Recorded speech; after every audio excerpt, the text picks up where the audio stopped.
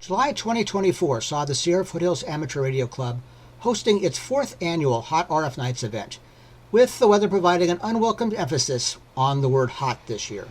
Temperatures were pushing the 100-degree mark, but even so, the annual display of mobile and portable radio equipment was a huge success. The somewhat lighter attendance gave those who did brave the heat a chance to spend more time with the exhibitors and made the brats and ice cream floats all the more delicious. Worth like 1.1 million now or something. This looks like quite the setup. And you are? Kilo Mike 6 Tango Victor Victor. Tango Victor, with the hat, yes. And we have a definitely portable outfit with sunshade. Haha. Running, looks like, is that FL Digi? Yeah, no, this is the logging program. Oh, logging, I'm sorry. Yeah, and my power source is kind of interesting. Yeah. We have big battery. This is a battery, 100 amp hour. It has a display that shows the current consumption. Okay. And how much it charges. This is an inverter for 1 kilowatt. Nice. So this can power a radio for a very long time. So everything's running off the AC, not 12 volts? This generates AC. Yes. I use the AC for my fan. Oh, good Lord. We have a fan here, guys. This is a fan. Yeah. Now that's a fan. Yeah. Okay. And then we have, yes. Oh my God. Okay. Just to show the power of the battery. Yeah. And then the radio is a 7100 ICOM 7100 with the power poles and the speakers and the tent, and very nice. And this has a DSP. It cleans the noise of the... Nice signal, yeah, definitely. And you're on 40 meters right now? Yes. Okay. And the antenna is a dipole up there. Okay, hang on, let's go take a look at this. Up we go. Oh, we have like a buddy pole thing. So two, here's one, there's the other side. So a single band? No, it can do 20, 40, 10 meters. Okay. You just adjust the coil and the length of the elements. Okay, so it's single band at a time. Yes. You gotta take it down, change it, put it back up again. Yes. Okay. Well, very good. Thank you very much. Thank you. Okay, here we have a nice Jeep setup. Aha, APRS I hear. Extra points for decoding that, guys.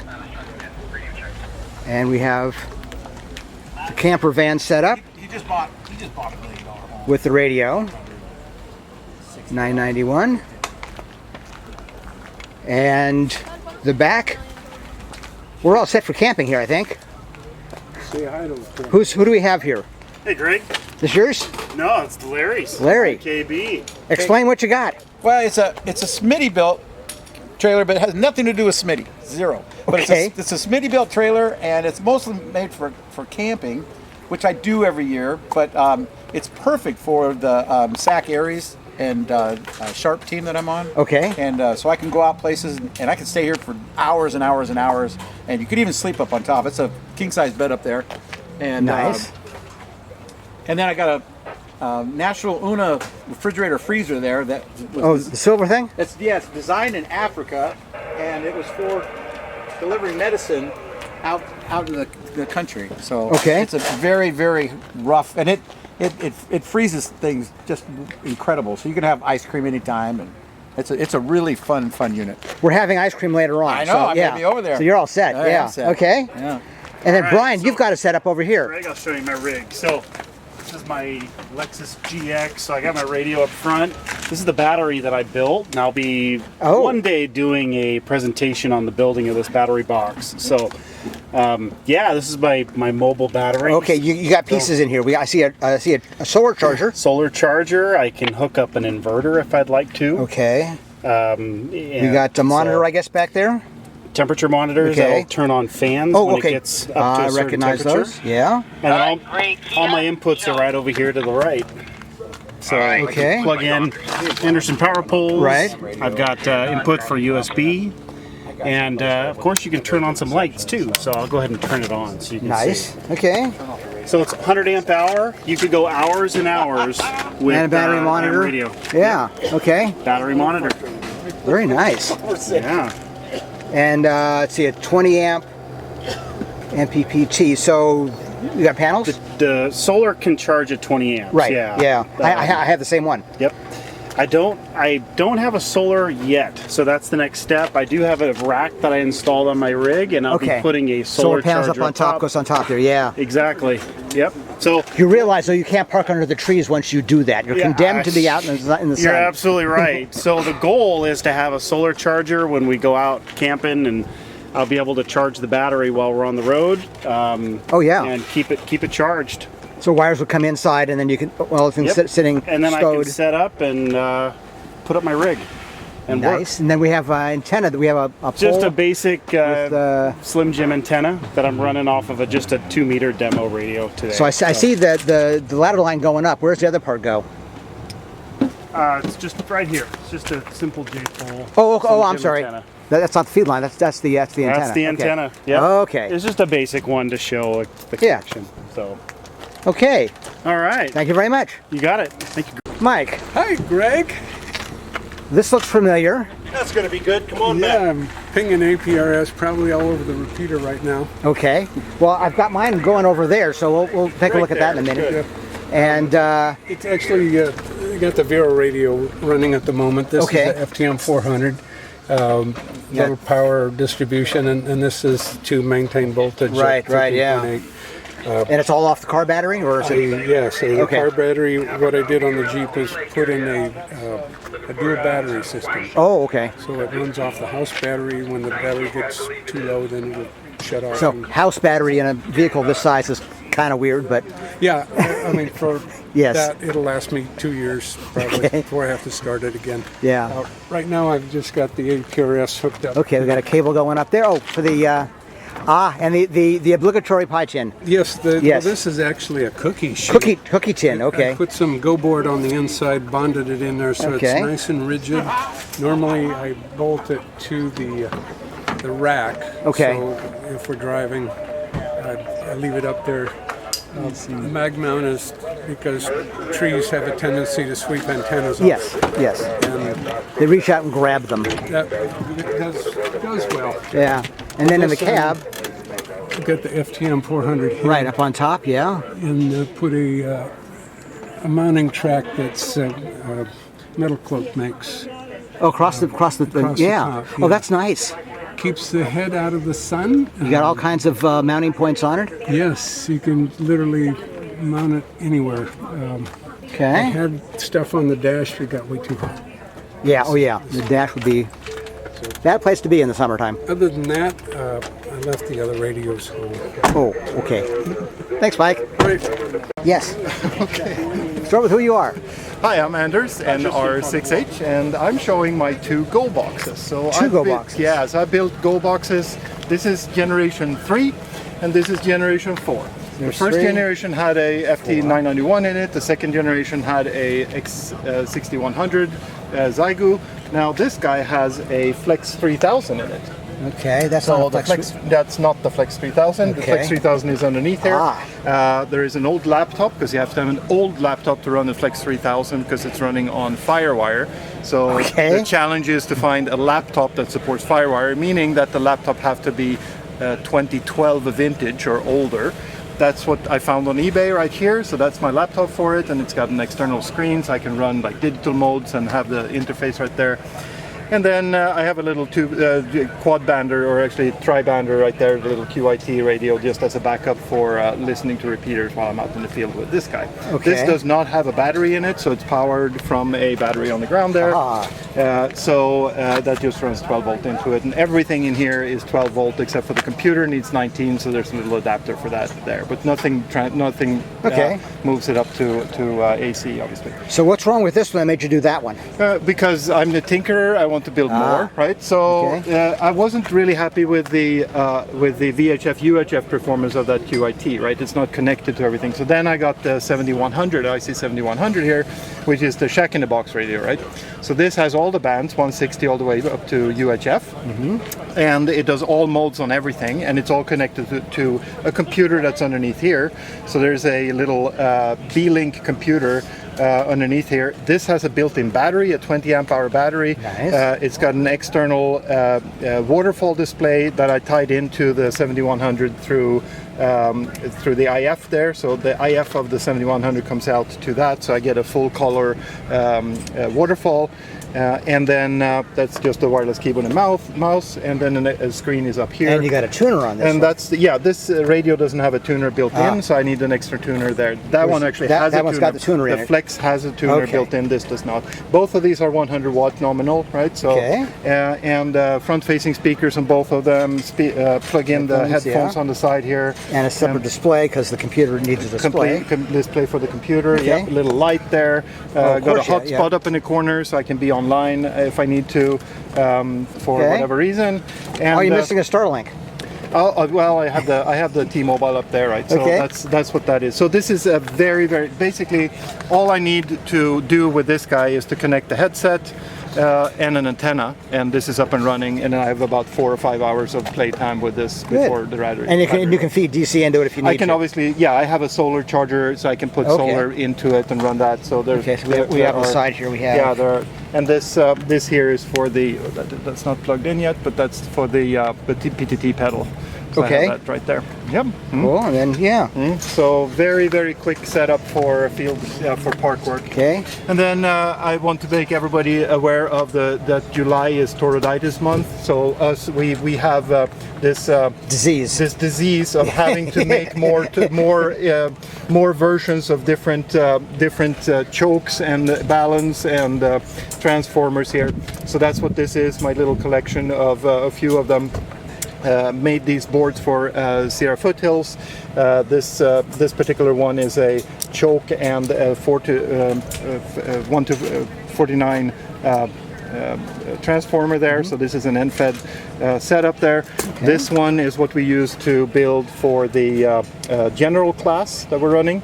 So the general class, this kit is provided to the students, and they build this little kit to make this little thing, and we do all the measurements and analytics on how this actually works in real life.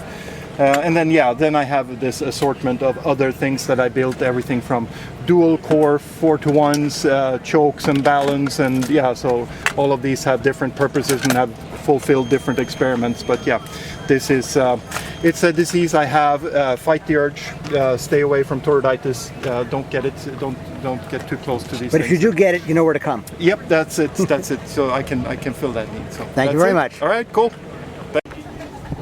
Okay, here we have Greg KO6TH is Tesla Roadster. In the back here, show off the car. 2010. There's the first car, and in the car there is we have a FT818 radio on the side. I'll show that better in a second. And a little display. 5-inch display on the radio, and right now we're running APRS. So on that display is showing the parking lot, and we got a couple of stations.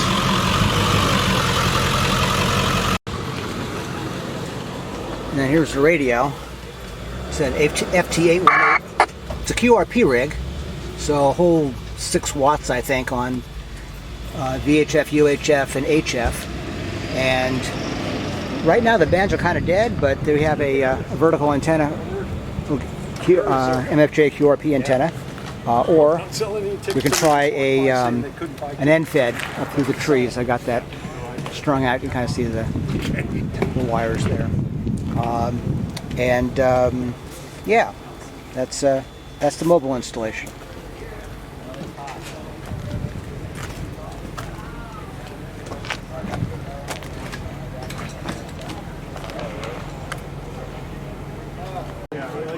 All right. North Hills Radio Club. Yes, we are. K6IS. Who are we? I'm Steve. I'm the Secretary Treasurer of the club. I'm also a member of Sierra Foothills. Excellent. And I'm on the VE team here in Sierra Foothills. And also on the VE team there at Folsom and Carmichael. Okay. And that's Mike. My good right hand. I'm just here. Okay. Hi, Mike. Welcome. What do you got here? Oh, that's just my Go radio. Okay. We have the obligatory literature. Yeah. Yep. Very nice. So we're just here to let folks know that there's amateur radio down in the valley. There is. There's all over the place. Yes. Not just here in the foothills. What do we got for this is a Go kit? Yeah, that's my Go radio. Okay. We used it at Field Day. It's the G90 and the QB25 or the GB25. Okay. VHF, UHF, and HF 20 watt max. 20 watts. Okay. Yeah, and a nice little contacts all over on it. So. Yeah. Okay. Very good. Thank you very much for coming. Yes. No, I wouldn't miss it. Okay. Jim Hutchings, November 6th, Oscar Zulu Hotel out of Forest Hill, California. Excellent. Been a ham radio operator since I was 16 and I'm 70 now, so that's a few years on it. Yeah. And I came by this beautiful command post radio. The family was selling it. That's used on the mosquito fire, my Eldorado search and rescue team. We're using it. Apparently the gentleman that built it, owned it, passed away. Family let me buy it from him. And it's available for use by certified public safety groups like ARES and any of the groups, W6EK, for any kind of portable command post operation. It's got UHF, VHF, Kenwood in there, and a ICOM 7200 HF rig. Switching power supply, a manual tuner, and an automatic tuner. Comes with 2 Duracell AGM 35 amp hour batteries. You can run 1, 2, or both of them to keep things powered. Okay. And over here. And then over here, with a bit of shock to the system. Yeah. Yeah, this is a reconstruction of an older gentleman's first radio transmitter. It's a Spark Jack transmitter. What does the sign say down here? I can't quite make it out. I can read it. It's, not sure if I could read that. Where's my glasses? Over here. Glasses. Yeah. Camera's got it, I think. Yeah, replica from my first race spark plug transmitter. Gentleman passed away, family sold it at a ham swap. I picked it up to preserve it using an old Model T or Model T coil, that's right. Coil, right. And then it goes in through the coil, out through the coil, the tap to the antenna, over to the ground. And then you get a spark in here, so the first radios were nothing more than lightning. Yeah. Creating lightning, a spark gap radio that caused a crash. Competing with Mother Nature, yeah. Right, if you come around this one, look at this one. This is also a replica of a gentleman's first radio. He's also passed away. Hand built, and then he went around and rebuilt it with some modern materials and did a much nicer job than his first. But instead of having a single static crash every time you tap from the there, relay right, okay. Here you have what's called a rotary spark gap. Ah. So you've got, when you hit the key, this rotor gives you a continuous daw and dash static crash. So short lightning, long lightning.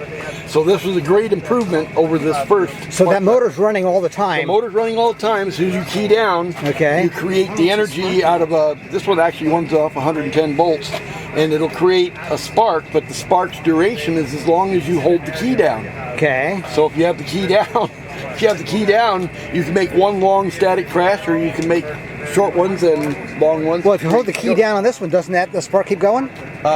Yeah, but it's kind of like you have to manually create the longs, dashes, and things, just like you do today. You're manually creating it.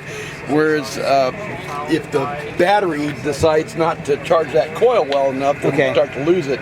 Whereas this being run by a 110 volt motor and a 110 volt circuit through capacitors and coils, you end up with that thing being a continuous rotary until you hit the key. Okay, so the spark is coming from where? Spark's coming it's coming from that 110 volts. It comes up to this transformer here. Okay. And then in there, when we can't quite get it open, I believe is a huge capacitor, a coil, and then it that's where I think the voltage is generated between the capacitor and the coil. The voltage is generated. Okay. That if you key down, and this thing's rotary, because this is on a separate 110 volt circuit. The motor's always going. As soon as you key down, you create that spark from that side to that side. So as each one goes like that, but it's doing it fast enough that it's imperceptible. So you can get one long static crash. Loading coil there. Yeah, loading coil in there. And I guess the antenna's off the end of that. Feeds it off to the antenna. Yeah. Okay. And you can tap it at different locations to create your close-ups here. General frequency area that you want to transmit on. So there's just, I bought them at old swap meets. Families were liquidating dad's stuff and grandpa's stuff, and I thought these ought to be preserved and shown for once in a while. We have the cotton-covered wire. Yeah, and I think you can still buy that today, but because this is not that old, you can tell he replaced. This is probably about 40 years old, but he replaced it with new cotton wire because the old was probably goners. Well, very good. Yeah. A little bit of whiplash between the two setups, but... yeah, kind of a little generation gap there, between them. But I thought I'd come down and show them because they're sitting on a shelf at home, and what good is that doing? They deserve to be seen. This is a great opportunity to do that, so... Okay, and then you got a truck here. What's this all about? Well, it's a 2000, what the heck is it, 2003 Chevy Silverado. Got a HF in there, ICOM 7200. Oh wow, we got everything in here. Got a little Yaesu single bander, 2-meter radio. It's got scanners, got another digital trunking scanner back here. Oh, down behind the seats. seats. New digital trunking systems. Okay. We've got XM Sirius satellite radio. Of course, you got to have your tunes, yeah. And then we've got the up there on the overhead. We have the way up there too. GMARS. I've got a license for GMARS, and I've got a CB up there for sitting and stuck in traffic. No. What that's good for is it tells you when 10 meters is open. Yeah, that's true. It's a 10-meter beacon. Yeah. And then all the radios there, and they got the power distribution with the the 12 volt. All the big radios are tied directly to the battery as recommended, so all the way to the battery infused. Nice little wooden support. Yep. And then up here we've got the antenna rack. Oh yeah. Antenna rack. Yep. Custom made that. We're off the shelf, what they call a headache rack there, and then I bought the material and put an angle iron on it, drilled the holes, and lined up a bunch of antennas. You'd think there'd be some intermod, but there's not. Generally, you only use one cable's radio coming down. You got to fish them through. They all come down. They go through the chassis. Oh yeah, you got to find a spot there between. Right. So we get an image of this thing. Yeah. It's always a challenge getting the wires. Yeah. Why do they call us wireless? Right. Then on the front we have a diamond. A diamond antenna screwdriver. Okay. Ah yes. So I've got a button in the front there, and I can run it up and down. Lower that. Yeah. For HF and get it pretty much dead on. Okay. Without an antenna tuner. So. Yeah. And then when you're not driving, you got a thing off the back here. Where's that? Oh yeah, well that's for this command post operation. That's for the command post box we looked at earlier. This is just a telescoping tower. Okay, with a. It's got a modified inverted V for today. Looks like we got way over to there. Yeah, okay. We're not using it for transmitting right now, but the SWR hasn't been established. However, my neighbor did a FT8 at 11 watts off of it, and it didn't burn his radio up, so it must be close. Okay. So yeah, we can hook lots of different types of antennas to that thing and operate the command post radio. Yeah, I have an NFED on my rig, and it's doing nothing today. Yeah, it's very quiet. 20 meters just popped up now. It's just starting to come up. Let me go look at my rig and see if 20 meters is working. Check it out. Thank you. N60ZH.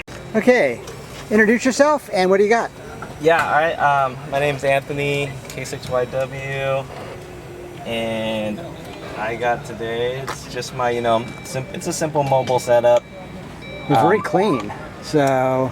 Yeah, so the cool thing with that is, with this one, it's all done through here, Normally, you have like the head unit, and you gotta play around with it. Well, with this, with this being like a 4xe, which is a hybrid, what do you call it? It takes, there's not like a lot of like space in here. No.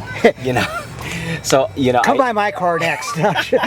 Show you lack of space. So the thing is that, I needed something like really small. So I wanted to know, I couldn't really go for like the ICOMs or like the Yaesu. So I got this like from like Amazon. So what is it? It's a Eniseku Okay.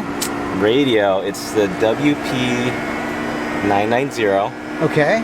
Well, it's like holding an HT, but behind it is a full mobile rig. Yeah, it's a full mobile rig. And okay. What's cool about it is,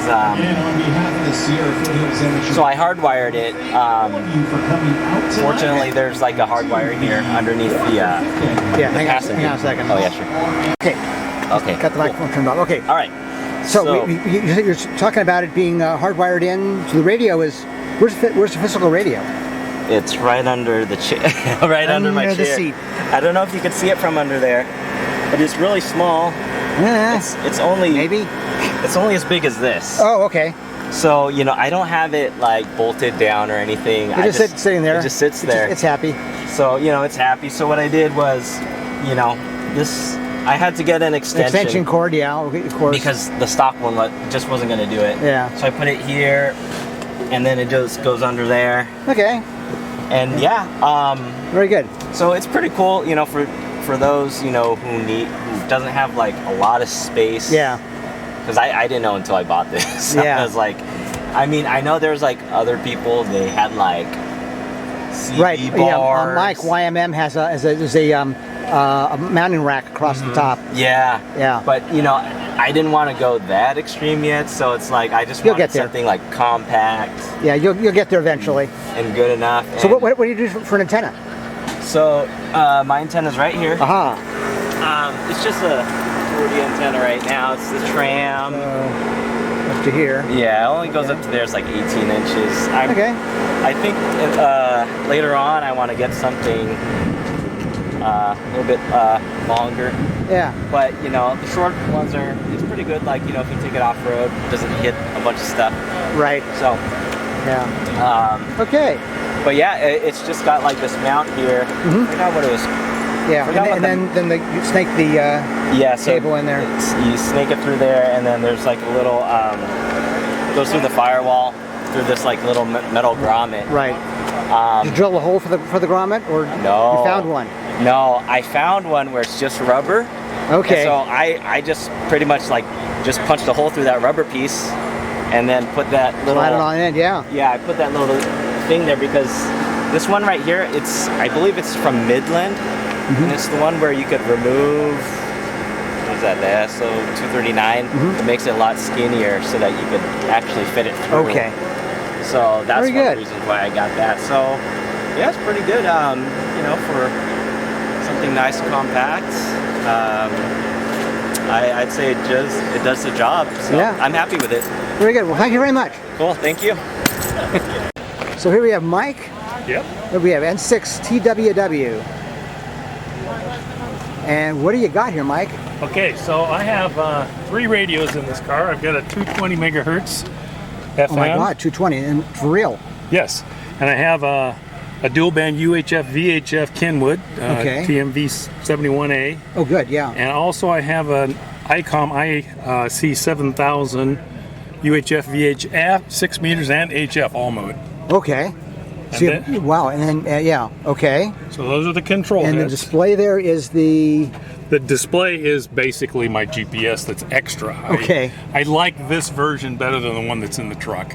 That's usually the case. Yeah, and also I've got a control panel here, which is the light rack on the top, so I can control any direction. The push of the button. Yeah, push of the button, and then the radios are in the back here. Physically, okay. So the seat folds down on top of them. Yes. And then we have everything so all laid out. Power comes in that gray box over there. Okay. And it's distributed from there. It even says incoming. And then we have the 71 and the 7000.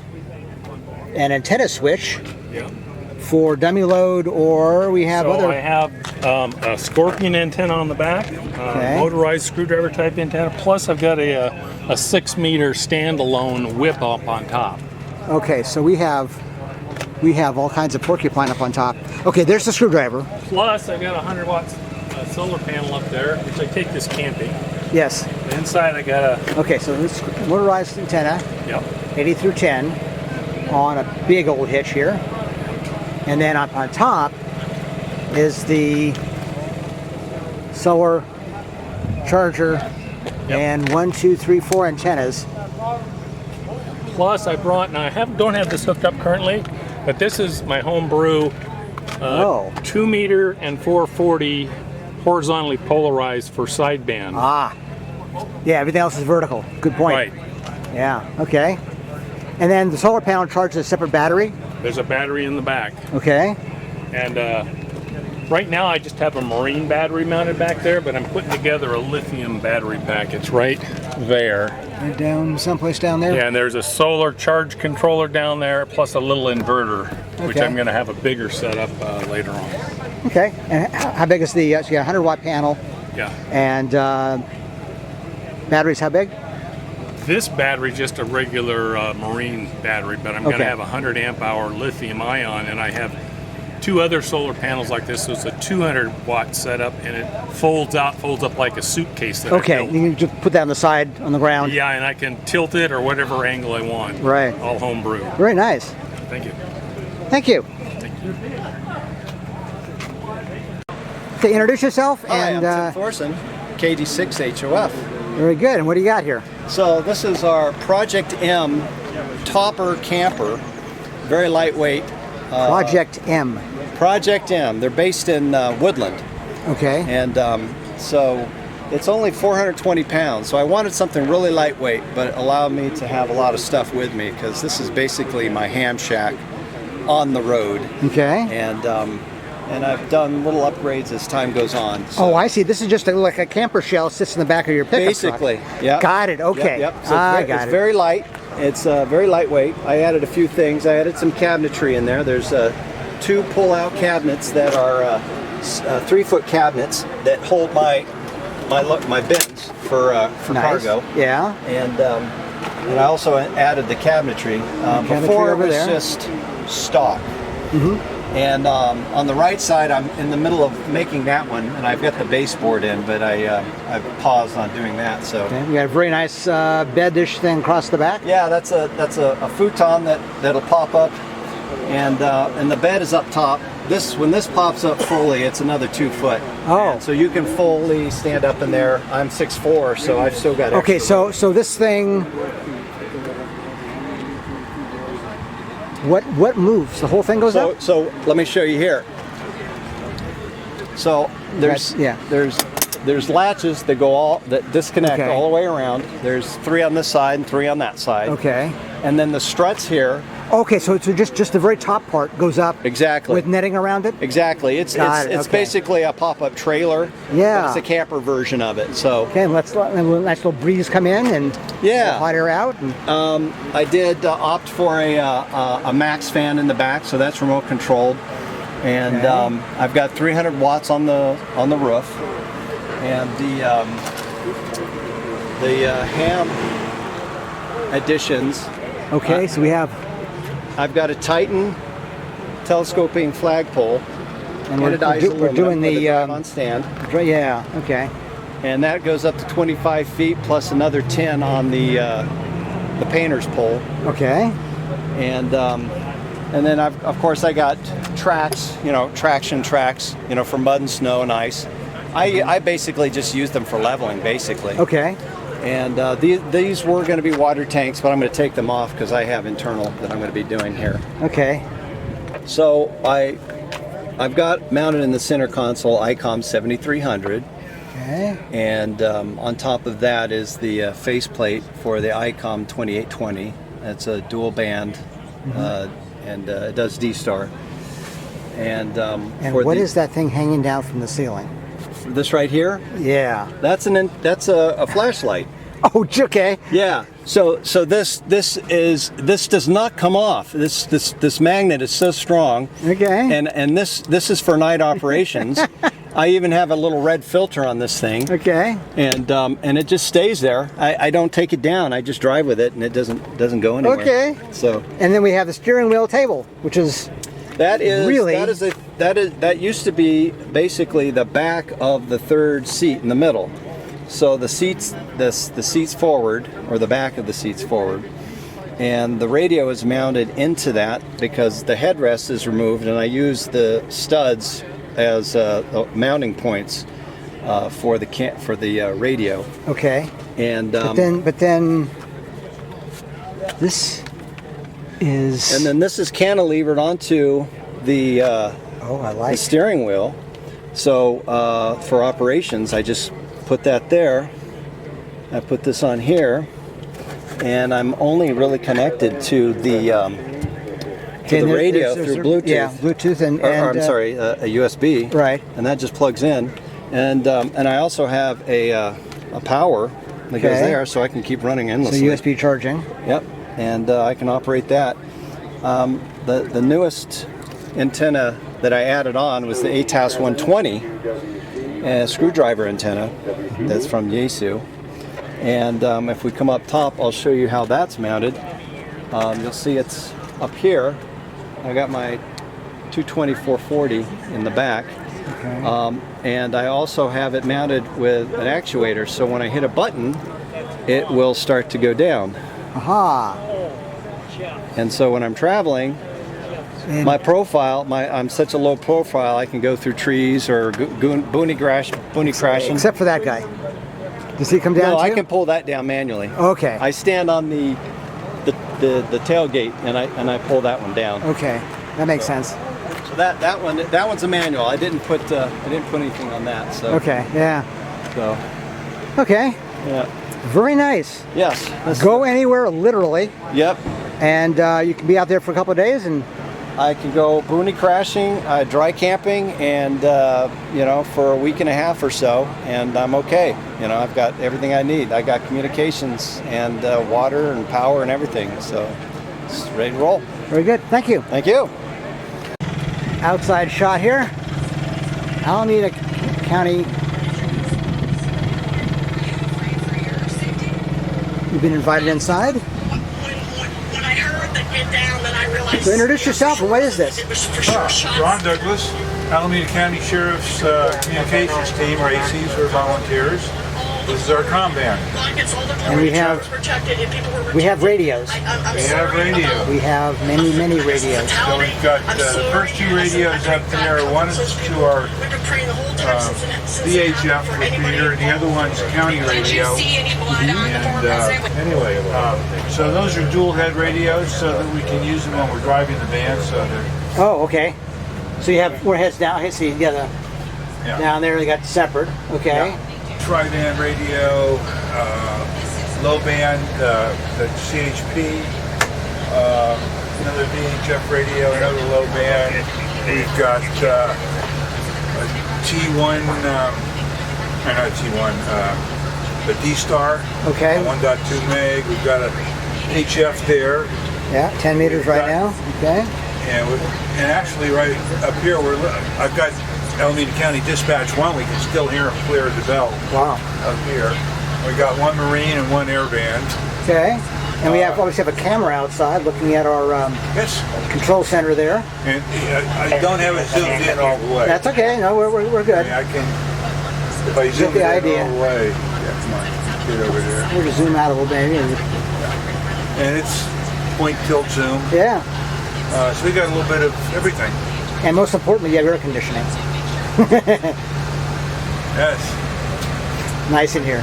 Yeah. Very good. Thank you very much. We got a 5 kilowatt generator in the back. Okay. Right here going, yeah. Yeah. And we figure we can go out, drive 100 miles, stay there 3 days, drive 100 miles back, and we're good to go. One tank of fuel. It's diesel. Diesel. Okay. And the generator is running off the same tank as the vehicle. So. Okay. Oh, very good. We don't have separate tanks. Okay. The trade-off. You can trade off more time for less distance. Yeah. Okay. Very good. Thank you. So we talked about the communications. We got a mast going up, and way up on top is where that camera is. Very nice. Okay. You guys remember a couple months ago, Don, WD6LPJ, did a talk on building a lithium-ion battery, and there they be, installed in his motor coach. He's got a pair of them now, so a pair of 280, so 560 amp hours, with the distribution system for all the power. We have a solar controller in there, and there's the battery monitor. Get a little closer image here. Battery monitor. Except for the reflection, but yeah, there we go. Looks like it's at 99%, so he's doing good. And we're talking motor coach. I mean, motor coach. I'm still walking.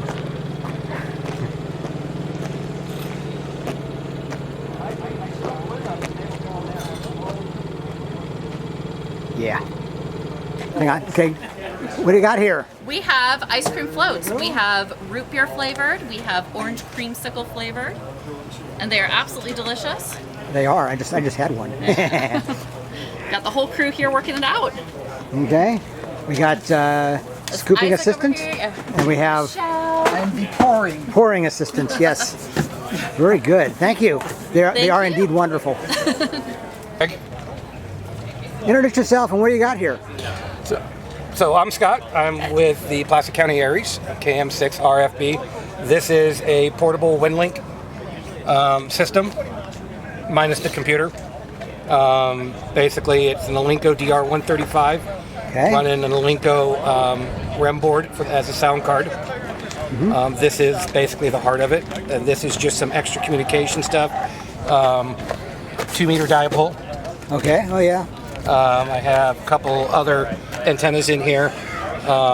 Just some other equipment that I need to make sure everything works. Temperature gauge.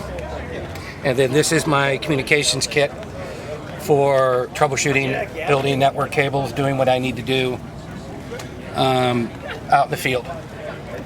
Very good. Okay. So we have signage.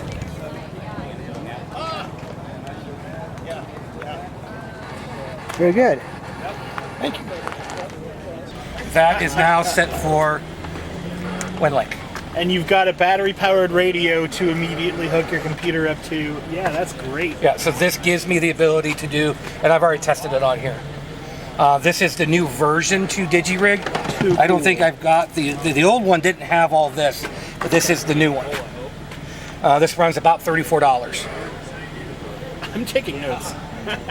That is too cool. It's a great little, and then I run a hotspot on FirstNet through AT&T for my internet.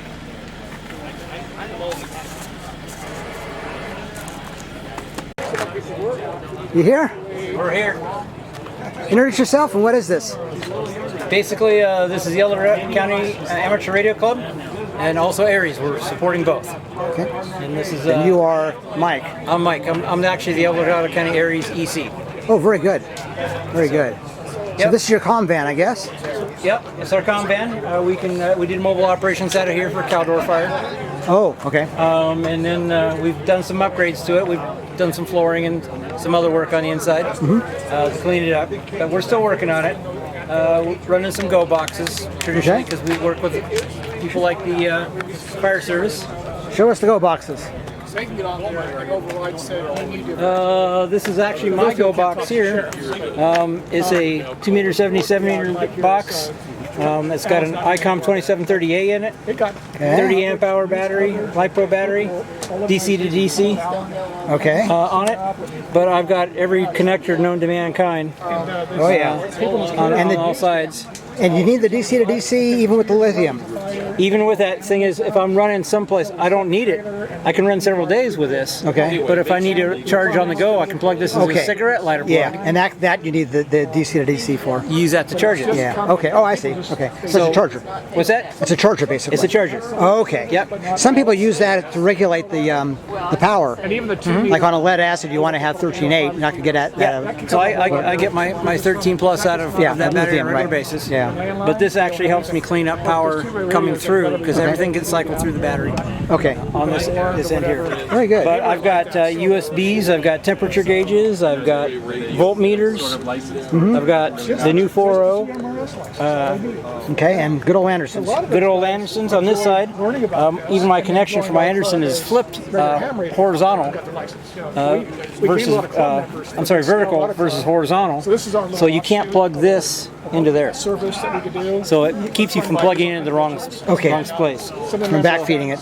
Yeah, so it's basically a safety feature because so this goes directly to my DC to DC. Oh, I see. Yeah. And then from here, it charges my battery. That battery, and then from there on to everything else. And on this side here is basically I've got an umbilical. I can stick this in the back seat of a vehicle. Okay. And take this. Is basically a Lido mount, so I can actually take this and stick it between the seats. Okay. I can put it anywhere I want to put it, and still have operational. As long as I'm within 8 feet of the box, I can still operate. Very good. This antenna here is a no ground plane required antenna. It's a SG7500A. Oh yeah. And then on mine, you can't. On some of these vehicles, they have plastic hoods or plastic roofs or metal roofs that are aluminum. I actually have a window mount since I don't need a ground plane. Okay. I actually have this configured to stick this, roll up a window. Makes a lot of sense. There you go. Okay. It's only about 26 pounds. Very nice. The whole thing. Thank you very much. You're very welcome.